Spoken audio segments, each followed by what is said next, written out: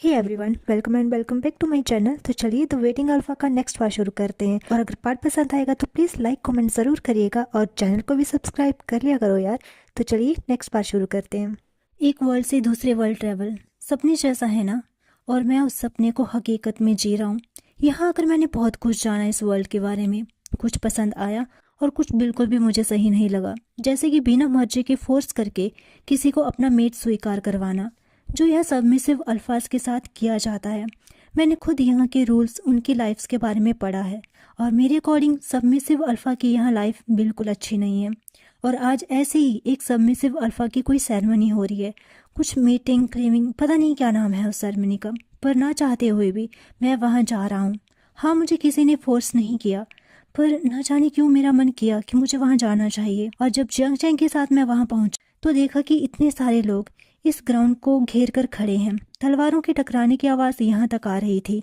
मेरे कदम मुझे उस भीड़ की ओर ले जा रहे थे। पता नहीं क्यों, पर मेरे मन में अजीब सी बेचैनी हो रही थी। शायद इसलिए क्योंकि मुझे पता है कि उस अल्फा के साथ गलत हो रहा है।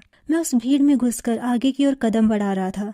तभी मेरे कानों में लोगों की बातें पड़ने लगी जो उस अल्फा के लिए थी। इसकी हिम्मत तो देखो, कैसे सबमिसिव अल्फा होकर डोमिनेंट अल्फास को घायल कर रहा है। व्हाट द फक मैन, वो अपने लिए लड़ रहा है जिसके लिए मजबूर तुम लोगों ने ही उसे किया है।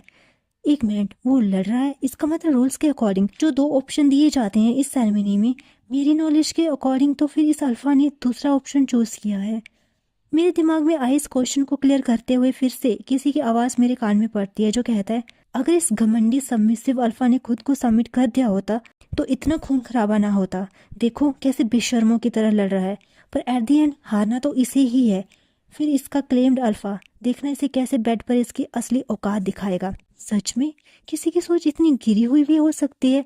वो अपनी डिग्निटी के लिए लड़ रहा है, अपने मेट के लिए खुद को रिजर्व रखने के लिए लड़ रहा है। एक सबमिसिव अल्फा होकर इन डोमिनेंट अल्फाज के आगे झुकने की बजाय अपने सम्मान के लिए लड़ रहा है। और ये लोग उसकी बहादुरी, उसकी अपने मेट के लिए लॉयल्टी देख उसे अप्रिशिएट करने की बजाय उसका तिरस्कार कर रहे हैं, उसे गालियां दे रहे हैं। मेरा खून तो इनकी बातें सुनकर ही खोल रहा था। मैं इनको कुछ बोलने ही वाला था कि तभी मेरे कानों में फिर से आवाज पड़ती है जो कहता है, डोमिनेंट फेरामोन्स। डोमिनेंट अल्फास अपना फेरामोन्स रिलीज कर रहे हैं। अब इस सबमिसिव अल्फा की औकात इसे पता चलेगी। फेरामोन्स, मैं जानता हूँ इसके बारे में भी। डोमिनेंट अल्फास के फेरामोन्स किसी भी अनमार्क्ड ओमेगा और सबमिसिव अल्फा के लिए बिल्कुल ठीक नहीं होते। ये इनको वीक फील करवाते हैं और ना चाहते हुए भी इन्हें इनके आगे सबमिट करने पर मजबूर कर देते हैं। मेरी आंखें शौक से बड़ी बड़ी हो गई थी और मैंने नज़र घुमाकर ग्राउंड की ओर देखा। हाँ, लोगों की भीड़ को चीरता हुआ मैं आगे आ चुका था, जहाँ मुझे वो अल्फा साफ साफ दिख रहे थे और उनके बीच गिरा एक सबमिसिव अल्फा वाइट कलर के रोब में। मुझे उसका चेहरा तो नहीं दिख पाया, पर जैसे मुझे तलवारों की आवाज़ें आ रही थी, उनका बंद होना और इस अल्फा की बॉडी लैंग्वेज, ये साफ साफ जाहिर कर रही थी कि फेरामोन्स का असर इस अल्फा पर होने लगा है। पर फिर भी अपनी पूरी हिम्मत जुटाते हुए ये अल्फा गिर कर उठ रहा है। पर अगला बार मेरी सांसें रोकने के लिए काफ़ी था। पहले तो मुझे लगा कि गलती से लड़ाई में ये सब तो हो जाता है, पर फिर दूसरा, तीसरा, चौथा और उसके बाद लगातार ये बार जो उस पर नहीं बल्कि तभी मेरी सोच को कंप्लीट करते हुए मुझे फिर से इन लोगों की आवाज़ आती है, ये लोग तो वांगची के रोप्स पर वार कर रहे हैं। इस तरह से तो ये लोग इसे वस्त्रहीन कर देंगे। अरे होने दो ना, जरा हम भी तो मजा ले लें। छू नहीं सकते, कम से कम आंखें ही सेंक ले, ये इसी के लायक है। मेट नहीं बनना चाहता था ना किसी का भी, अब देखना किसी और का मेट बनने के लायक रहेगा भी नहीं। और सब हंसने लगते हैं। कितना गिर सकते हैं ये लोग, सीरियसली। तभी मुझे सेम हंसी की आवाज़ आती है उस जगह से जहाँ वो अल्फाज, क्या नाम बोला था उस अल्फा का इन्होंने, वांगजी। हाँ, वांगजी के साथ लड़ नहीं, खेल रहे थे और इस खेल का मज़ा लेते हंस रहे थे। और वांगजी वो अभी भी हिम्मत कर रहा है।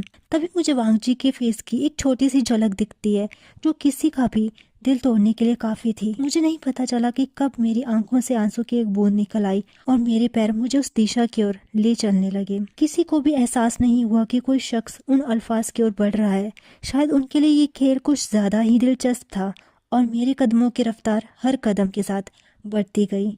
तभी मैंने पाया उन लोगों का लास्ट अटैक और मेरी बॉडी ने इस तरह से रिएक्ट किया कि 20 कदम की दूरी को कब इतनी जल्दी दौड़कर मैंने ऊपर वाला रोप निकाल कर उसकी बॉडी को किसी को भी शो होने से पहले ढक दिया और उसकी आगे की बॉडी को खुद की बॉडी से कवर कर दिया, मुझे खुद एहसास नहीं हुआ। शायद ये इसलिए हुआ क्योंकि इस वर्ल्ड को जहाँ तक मैंने समझा है, किसी का टच, अपनी बॉडी थोड़ी सी भी रिवील करना, ये सब यहाँ पर बहुत मायने रखता है। और यहाँ तो अभी सरेआम किसी की इज्जत को यूं उछाला जा रहा है, ये तो हमारी दुनिया में भी गवारा नहीं। फिर यहाँ तो सोच भी नहीं सकते कि जिस पर ये सब बीत रहा है उसकी मनोस्थिति क्या होगी। लेकिन फिर भी ये अल्फा लड़ रहा है और लास्ट तक लड़ता रहा पूरी ईमानदारी से, जब तक इन पावर्स के अंधे अल्फाज ने बेईमानी नहीं की।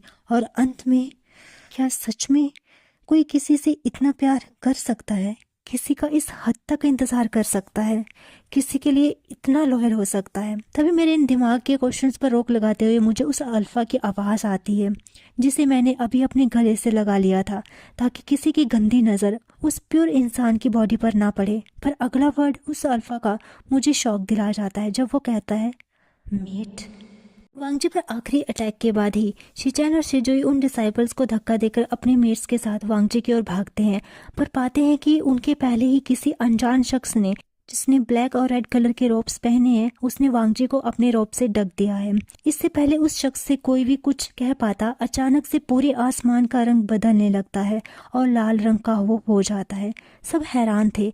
तभी उनकी हैरानी को और बढ़ाते हुए एक रेड कलर का थ्रेड जैसे उस आसमान से निकलता है, जो पलक झपकते ही हमारे वांगशन के चारों ओर घूमने लगता है, कुछ इस तरह से जैसे अजगर पेड़ की डाली पर लिपटता है।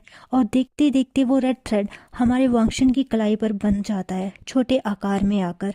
माना जाता है यहाँ पर कि इस रेड थ्रेड का कलर जितना गाढ़ा होता है उतना ही मेट का रिश्ता मजबूत होता है। और ये रेड थ्रेड सब यही नज़ारा देख रहे थे और अपनी आंखों पर विश्वास नहीं कर पा रहे थे। इतना डार्क कलर इस थ्रेड का, ये वैसा ही था जैसे वांगजी के पेरेंट्स का था। और सबकी सोच पर रोक लगाते हुए वो रेड थ्रेड गायब हो जाता है और आसमान का कलर फिर से चेंज हो जाता है। अब हमें सीन शिफ्ट करके जिंगशी का सीन दिखाया जाता है, जहाँ वांगजी को उसके बेड पर कंफर्टेबली लिटा दिया गया था। वो अभी भी विंग के रोब में ही था, जिसे सलीके से वांगजी को पहना दिया गया था। लैन हुई, जो बहुत ही बुजुर्ग ओमेगा पर तजुर्बेदार और लैन की बेस्ट हीलर हैं, वांगजी को चेक करती हैं और बताती हैं कि थकान की वजह से वांगजी बेहोश हो गया था। ऊपर से उन डोमिनेंट अल्फाज के एक्सेसिव फेरामोन्स ने भी वांगजी की हेल्थ पर कुछ ज़्यादा अच्छा असर नहीं किया है। उन्होंने कुछ मेडिसिन वांगजी को पिलाई और कहा कि अभी वांगजी को आराम की ज़रूरत है। उसकी बॉडी जैसे ही रिकवर करेगी वो होश में आ जाएगा। लैन हीलर वहाँ से चली जाती हैं। अब सबकी नज़र विंग पर थी। सब यानी कि लैन शिचैन, यान ली, शिजुई और जिनलिंग, वो दोनों वांगजी को एक नज़र देखकर बाहर आ जाते हैं। शिचैन उन सबको हांसी ले आता है, जहां वो विंग को वांगजी के बारे में बचपन से लेकर सब बताते हैं। कैसे वांगजी पेरेंट्स से अटैच था, कैसे लोग उसे बुली करते थे, पेरेंट्स के जाने के बाद हमारा इमोशन से भरा वांगजी लोगों के ताने और पेरेंट्स के खोने के दुख से कैसे इमोशनलेस बन गया, कैसे वो अपने मेट के इंतज़ार में लोगों के ताने, अपने रट का पेन, क्लैन की बेमतलब की पनिशमेंट ले रहा था सिर्फ अपने मेट के लिए। लेकिन अब मेरे भाई, मेरे वांगजी की सारी तकलीफ़ें, उसका पेन ख़त्म हो जाएगा। उसके इंतज़ार का फल आखिरकार मून गॉडेस ने उसे दे ही दिया और आज उसका मेट उसे मिल ही गया। जिस तरह से आज तुमने वांगजी को उन हफ्सी लोगों की नज़र से बचाया, मुझे पूरा यकीन है कि आगे भी तुम मेरे भाई को ऐसे ही बचाओगे, उसकी रक्षा करोगे, उसका साथ दोगे, उसके साथ रहोगे, उसे अपनाओगे, उसे प्यार करोगे ना? शिचैन और बाकी सब भी बहुत उम्मीद भरी नज़रों से विंग को देख रहे थे और विंग उनकी ऐसी नज़रों के दबाव में बहुत नर्वस फील कर रहा था। वो तो सिर्फ गलत होने से रोक रहा था और उसकी अच्छाई ने आज उसे किस सिचुएशन में डाल दिया। वो जानता है कि इस वर्ल्ड में मेट की इम्पोर्टेंस और उसके रिजेक्शन का रिजल्ट, पर क्या सच में विंग उसे अपना मेट स्वीकार कर पाएगा? एक मेट को पाने का एहसास, उसके साथ होने की खुशी, उसका प्यार, क्या वो वांगजी को दे पाएगा? हाँ, मुझे हमदर्दी है वांगजी के साथ जो हुआ उसको लेकर, पर क्या हमदर्दी के बेस पर कोई रिश्ता उनके बीच बन पाएगा? क्या ये गलत नहीं होगा? रिश्ते की वजह प्यार होना चाहिए। अगर हमदर्दी हो तो क्या वो रिश्ता बनाना सही है? विंग उनको कोई आंसर नहीं दे पा रहा था और विंग की चुप्पी उन लोगों को डरा रही थी। इससे पहले वो फिर से विंग को कुछ कहते, हांशी की डोर पर नोक होती है। शिचैन डोर ओपन करता है तो वहाँ सेक्ट लीडर लैन चिरेन और उनकी वाइफ मैडम लैन को पाता है, जो बड़े घमंड से अपने हस्बैंड के साथ हांशी में एंटर करती हैं। सब उनको बो करते हैं और विंग भी सबको कॉपी करता है। वो दोनों टूल्स पर बैठ जाते हैं। शिजुई उनको टी सर्व करता उससे पहले लैन चिरेन हाथ दिखाकर उसे रोक देते हैं। वो चारों उनके सामने टूल्स पर बैठ जाते हैं।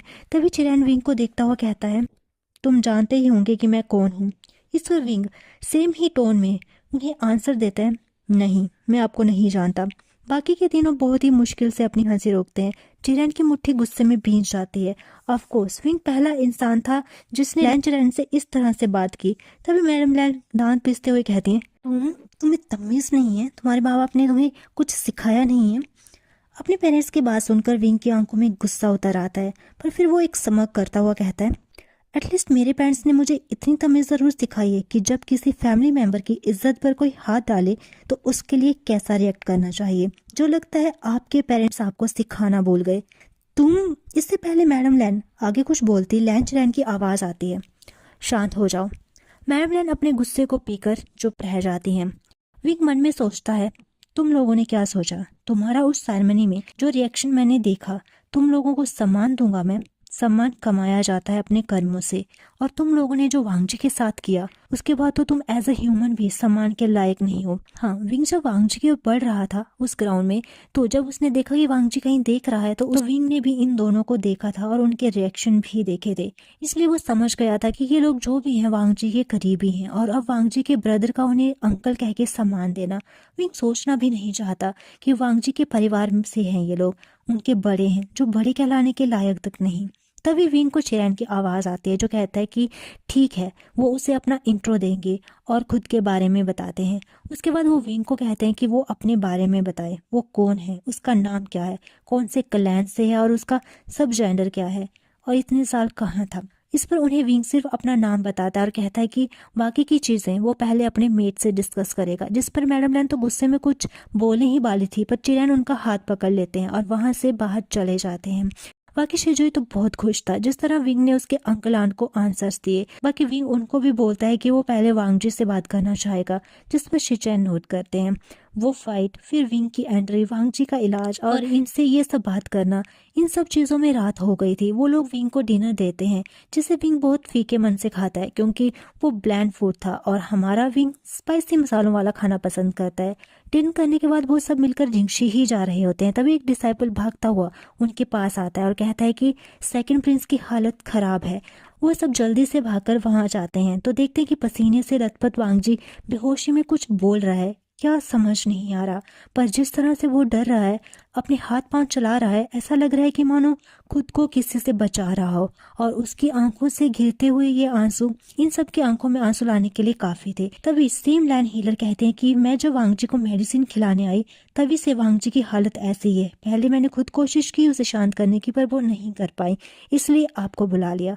वांगजी के भाई भी उसे शांत करने की कोशिश करते हैं, पर जब वो नहीं कर पाते तो लैंड हीलर विंग को देखकर कहती है कि विंग कोशिश करे। उसके साथ आज जो हुआ उसका सदमा शायद वांगजी को लग गया है और शायद अपने मेट का एहसास उसे शांत होने में हेल्प करेगा।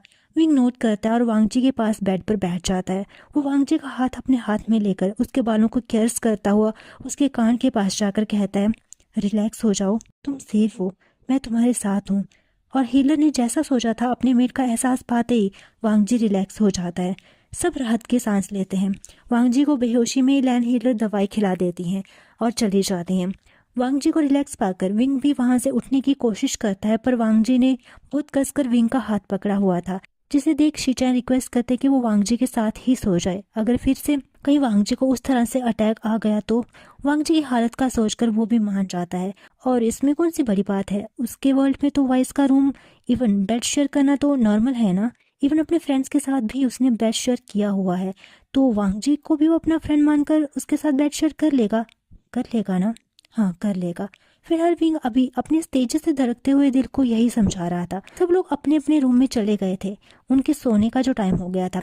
वही विंग वांगजी के पास लेटकर सोने की कोशिश कर रहा था, पर नींद दूर दूर तक कहीं नहीं थी उसकी आंखों में। तभी उसकी नजर वांगजी के चेहरे पर जाती है जो एक हेवनली ब्यूटी लग रहा था। ऐसी ब्यूटी जिसे हर कोई बहुत प्रेशियसली संभाल कर रखना चाहेगा। और इसी तरह वांग जी के फेस को एडमायर करते करते विंग कब सो जाता है उसे पता ही नहीं चलता, और नींद में ही विंग वांग जी को कस के अपने गले लगा देता है। जब वांग जी नींद में सहम जाता है पर अपने मेट का टच पाते ही वो रिलैक्स हो जाता है, और वांग जी भी विंग के अंदर उसकी चेस्ट में खुद को छुपा लेता है, और दो दुनिया के सबसे खूबसूरत पर्सन एक दूसरे को कस के गले लगाकर सोए होते हैं। हे गाइस, तो आज के लिए बस इतना ही। मिलते हैं नेक्स्ट पार्ट में, तब तक के लिए bye bye and take care.